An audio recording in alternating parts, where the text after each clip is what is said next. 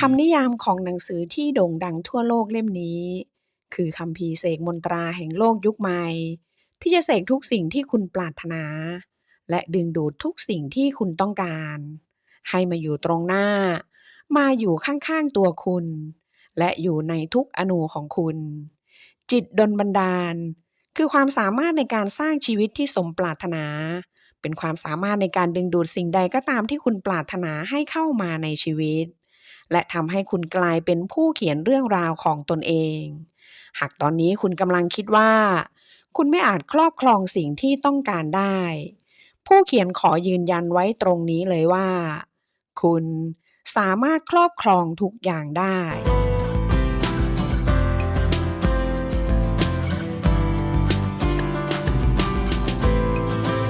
สวัสดีครับคุณผู้ฟังยินดีต้อนรับเข้าสู่ Key Story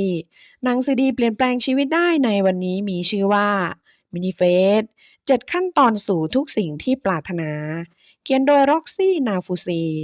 พลังแห่งจิตเป็นเรื่องใหญ่เป็นเรื่องแรกและเรื่องสุดท้ายในความหวังและความจริงของมนุษย์เราจึงต้องเข้าใจพลังของมันอย่างดีที่สุดหนังสือเล่มนี้คือคู่มือสำคัญสำหรับคุณ การทำตาม7ขั้นตอนง่ายๆนี้จะทำให้คุณเข้าใจศิลปะที่แท้จริงของการใช้จิตดลบันดาลเพื่อสร้างชีวิตที่คุณใฝ่ฝันถึงการใช้จิตดลบันดาลคือการพบกันของวิทยาศาสตร์และภูมิปัญญาคือวิธีปฏิบัติในการพัฒนาตนเองที่จะทำให้คุณเอื้อมคว้าเป้าหมายที่ต้องการและใช้ชีวิตได้อย่างดีที่สุดขั้นตอนที่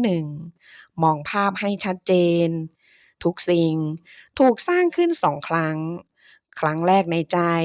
จากนั้นก็ในความจริง ขั้นตอนแรกของจิตดลบันดาลใดๆก็คือการมองภาพให้ชัดเจน ไม่มีใครไปถึงจุดหมายปลายทางที่ต้องการได้ ถ้าไม่รู้ว่าตัวเองกำลังมุ่งหน้าไปทางไหน ดังนั้นก่อนจะทำอะไร เราจำเป็นต้องมีความกระจ่างชัดว่าเราอยากให้จักรวาลมอบสิ่งใดให้แก่เรา การนึกภาพออกมาให้ชัดเจนมีความสำคัญอย่างยิ่งยวดต่อจิตดลบันดาลเพราะเวลาที่เราสร้างประสบการณ์หนึ่งขึ้นในใจสมองของเราจะตอบสนองราวกับสิ่งนั้นเกิดขึ้นจริงภาพที่เราวาดขึ้นในใจส่งผลให้เกิดการเปลี่ยนแปลงทางร่างกายได้จริงเมื่อเราเริ่มนึกภาพสิ่งที่ต้องการเป็นประจำสมองจะตอบสนองด้วยการปรับรูปแบบพฤติกรรมของเรา มันจะขับเคลื่อนเราไปสู่อนาคตที่เราต้องการได้จริงๆ ยิ่งนึกภาพละเอียดถี่ถ้วนมากเท่าไหร่เราจะยิ่งรู้สึกว่ามันจริงและทรงพลังมากขึ้นเท่านั้น จงจำเอาไว้ว่าเราดึงดูดสิ่งที่เรารู้สึก เมื่อเราเห็นภาพสิ่งที่เราต้องการอย่างชัดเจน เราต้องรู้สึกด้วยว่าเราเป็นเจ้าของมันด้วย หากตอนนี้สิ่งที่คุณปรารถนาที่สุดคือบ้านในฝัน คุณต้องนึกว่าคุณรู้สึกอย่างไรที่ได้อยู่ในบ้านหลังนั้นจริงๆ บ้านในฝันของคุณสร้างอยู่ที่ไหน ลักษณะบ้านของคุณเป็นแบบไหน พื้นที่ใช้สอยมีมากเท่าไหร่ บ้านของคุณสีอะไร มีกี่ห้อง แต่ละห้องออกแบบยังไงบ้าง และมีใครอยู่บ้าง คุณมีความสุขมากแค่ไหนที่รายล้อมไปด้วยผู้คนที่คุณรัก ในบ้านที่เต็มไปด้วยรอยยิ้มและเสียงหัวเราะ การนึกภาพสร้างความรู้สึกขึ้นในใจนี้ยิ่งชัดเจนและเหมือนจริงมากเท่าไหร่ยิ่งดึงดูดเข้ามาหาคุณง่ายขึ้นเท่านั้นตอนนี้อาจมีบางคนที่ยังไม่รู้ว่าอยากใช้จิตดลบันดาลอะไรเพราะยังไม่รู้เลยว่าตัวเองอยากใช้ชีวิตแบบไหนและจะก้าวไปในทิศทางใดคนที่กำลังรู้สึกแบบนี้อยู่ขอให้เชื่อมั่นในตัวเองเพราะของขวัญที่ยิ่งใหญ่ที่สุด ที่คุณจะได้รับจากจิตดลบันดาลไม่ใช่การช่วยให้คุณดึงดูดสิ่งต่างๆมาครอบครองแต่คือการช่วยให้คุณปลดปล่อยตัวตนที่จริงแท้ที่สุดที่เปี่ยมพลังที่สุดรักตัวเองที่สุดและยอดเยี่ยมอย่างที่สุดที่มีอยู่ในตัวคุณออกมาสิ่งสำคัญที่สุดที่ต้องจำเอาไว้ก็คือจิตดลบันดาลไม่ใช่แค่การดึงดูดสิ่งต่างๆเข้ามาในชีวิต แต่เป็นการเสริมพลังให้คุณใช้ชีวิตที่ดีที่สุดมากกว่า การรู้ว่าตัวเองต้องการสิ่งใดคือขั้นตอนแรกในกระบวนการจิตดลบันดาลทั้งหมด หลายคนมีจิตใต้สำนึกว่าตัวเองเปลี่ยนแปลงไม่ได้ทำให้เกิดความไม่ไว้วางใจในความสามารถที่มีอยู่ จงปล่อยวางตัวตนที่เคยเป็นจงเริ่มต้นเช้าวันใหม่ด้วยการเคารพตัวตนที่ปรารถนาจะเป็นโอบรับมันและยอมรับให้เวทมนต์แห่งจิตดลบันดาลเป็นตัวขับเคลื่อนสู่การกลายเป็นตัวตนที่สูงที่สุดของตัวเองในวันที่ดวงอาทิตย์ขึ้นจงลุกขึ้นมาเป็นคนใหม่ฝึกตนเองในการนึกภาพตัวตนในอนาคตเป็นประจำดำดิ่งในการนึกภาพทุกวัน เพื่อให้สมองขับเคลื่อนคุณไปสู่การเอื้อมคว้าเป้าหมายนั้นและยอมให้มันกลายเป็นความจริงในชีวิตของคุณขั้นตอนที่2ขจัดความกลัวและความกังขาบ่มเพาะและฝึกการรักตัวเองความกลัวและความกังขาในตัวเองเป็นศัตรูตัวฉกาจเสมอของศักยภาพมนุษย์ความกลัวและความกังขานั้นมักจะมาในรูปแบบของความรู้สึกไม่มั่นใจ ความเชื่อที่บั่นทอน ความรู้สึกไร้ค่า และความไม่ไว้วางใจว่าจักรวาลจะสามารถจัดหาสิ่งต่างๆให้ได้จริงๆ มันจะคอยบอกว่าคุณไม่มีค่าพอ และคุณยังไม่พร้อมที่จะรับสิ่งต่างๆที่ปรารถนา การขจัดความกลัวและความกังขาที่ทรงพลังมากที่สุดคือการจัดการความคิดจิตดลบันดาลไม่ได้เกิดจากความคิดในจิตใต้สำนึกของเราเท่านั้น แต่ยังเกิดจากความเชื่อในจิตใต้สำนึกที่เรามีต่อสิ่งที่ตัวเองสมควรได้รับด้วยจิตใต้สำนึกมันจะเชื่อฟังจิตสำนึกดังนั้นสิ่งใดก็ตามที่เราคลุ่นคิดด้วยสติจิตใต้สำนึกของเราจะมองว่าสิ่งนั้นเป็นความจริงการเลือกคิดเชิงบวกจะเสริมพลังความมั่นใจความกระตือรือร้นและความหวังทำให้เกิดแรงดึงดูดความอุดมสมบูรณ์เข้ามาสู่ชีวิตของเราได้ จงมุ่งมั่นฝึกฝนการคิดเชิงบวกอย่างต่อเนื่อง ทำซ้ำๆ ทำบ่อยๆ ทำจนมันกลายเป็นนิสัย จากนั้นให้ใช้ภาษาที่มีประสิทธิภาพ ให้แทนที่คำว่าถ้าด้วยคำว่าเมื่อ เพราะคำว่าถ้าเป็นการบอกจักรวาลว่าฉันไม่รู้แน่ชัด แต่คำว่าเมื่อเป็นการพูดถึงอนาคตด้วยภาษาที่สะท้อนถึงความแน่ใจ มันจะทำให้จิตใต้สำนึกตอบสนองด้วยการชักนำทุกอย่างไปสู่การทำให้เราบรรลุเป้าหมายนั้นจงพูดถึงแต่สิ่งที่เราต้องการไม่ใช่พูดถึงแต่สิ่งที่ไม่ต้องการเพราะยิ่งเราพูดถึงสิ่งที่ต้องการมากเท่าไหร่มันจะยิ่งเกิดขึ้นกับเรามากเท่านั้นหลายคนโตมาโดยเชื่อว่าการพูดถึงตัวเองอย่างมั่นใจจะทำให้เราดูเย่อหยิ่งหลงตนหรือโอ้อวด เราจึงยอมใช้ภาษาที่ดูถูกตัวเอง การทำแบบนี้มันทำลายความภาคภูมิใจในตนเองได้มากกว่าที่เราคิด เพราะมันจะขจัดคุณค่าในตัวเองของเราไปทีละน้อย นับจากนี้ขอให้เรามุ่งมั่นตั้งใจฝึกเปิดใจรับและซาบซึ้งในคุณค่าของตัวเอง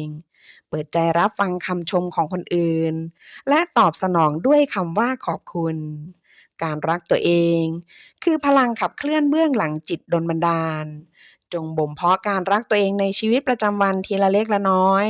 ไม่ว่าจะเป็นการดื่มน้ำ1แก้วไปจนถึงการเดินออกจากความสัมพันธ์ที่เป็นพิษทุกสิ่งที่เราทำย่อมกำหนดตัวตนในปัจจุบันและตัวตนในอนาคตของเราขั้นตอนที่3ปรับพฤติกรรมจิตดลบันดาลไม่ใช่การอยู่เฉยๆเราไม่อาจแค่มองภาพให้ชัดเจนแล้วก็นั่งรอให้ทุกอย่างปรากฏขึ้นมาได้ไม่ว่าเราอยากใช้จิตดลบันดาลอะไรให้เป็นจริงองค์ประกอบที่จำเป็นต้องทำเสมอคือการลงมือทำโดยมีตัวช่วยคือการทำงานหนักมีตัวช่วยเป็นความมุ่งมั่นความไม่ย่อท้อและความมีวินัยในตนเองการลงมือทำต้องไม่หวั่นไหวหวาดกลัวต่อสิ่งใดเพื่อที่จะให้จักรวาลเห็นว่าเราพร้อมแล้วเรามีค่าพอและเราสมควรจะได้รับ ในเส้นทางจิตดลบันดาลแต่ละเส้นทางเราจะถูกสั่งให้เดินออกจากพื้นที่ปลอดภัยมันเป็นสิ่งที่ไม่อาจต่อรองได้ก่อนก้าวออกจากพื้นที่ปลอดภัยของตัวเองเราต้องชัดเจนถึงเหตุผลว่าทำไมเราถึงอยากทำแบบนั้นเราต้องขจัดคำแก้ตัวทิ้งเพื่อจะได้โอบรับพลังเอาไว้เราต้องไม่ยอมแพ้เมื่อเผชิญสิ่งที่ท้าทายการปรับพฤติกรรมคือจิตดลบันดาลภาคปฏิบัติ สิ่งต่างๆที่เราทำในแต่ละวัน พฤติกรรมที่เราแสดงออก การกระทำของเรา และการปฏิบัติตัวต่อผู้อื่นของเราทั้งหมดนี้มีความหมายจักรวาลจะตอบสนองสิ่งที่เราทำจงเริ่มต้นปรับพฤติกรรมด้วยการกระทำเชิงรุกจงโอบรับตัวตนที่เราปรารถนาจะเป็นจงขจัดความกลัวและความกังขาจงก้าวออกจากพื้นที่ปลอดภัยจงใช้ชีวิตอย่างจริงแท้จงสร้างนิสัยที่ดีจงบ่มเพาะความรักตนเองผ่านแนวทางปฏิบัติประจำวันและจงมุ่งมั่นทำสิ่งที่ปรารถนาให้กลายเป็นจริงขั้นตอนที่ 4เอาชนะบททดสอบของจักรวาล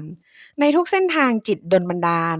เราจะเผชิญบททดสอบของจักรวาลที่ต้องผ่านไปให้ได้ก่อนจะก้าวต่อไปบททดสอบนี้จะเข้ามาในชีวิตของเราเพื่อทดสอบการเห็นคุณค่าในตัวเองเพื่อทดสอบความไว้วางใจในกระบวนการจิตดลบันดาลของเรามันอาจมาในรูปแบบของอุปสรรค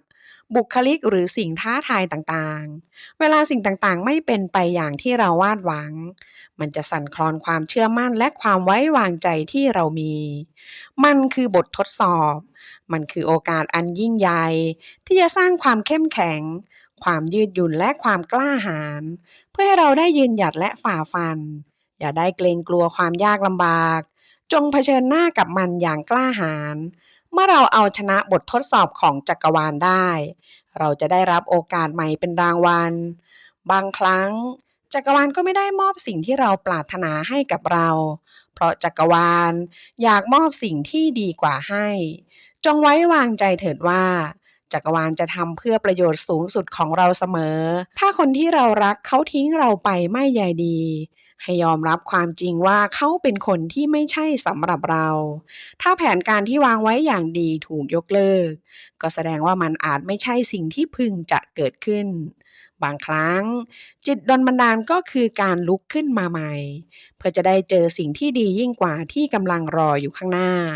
ทุกอย่างคือโอกาสในการเรียนรู้และการเติบโตจงรักษาความเข้มแข็งของเราเอาไว้เพราะมันจะเสริมส่งให้เราใช้จิตดลบันดาลได้อย่างทรงพลังและง่ายดายขึ้น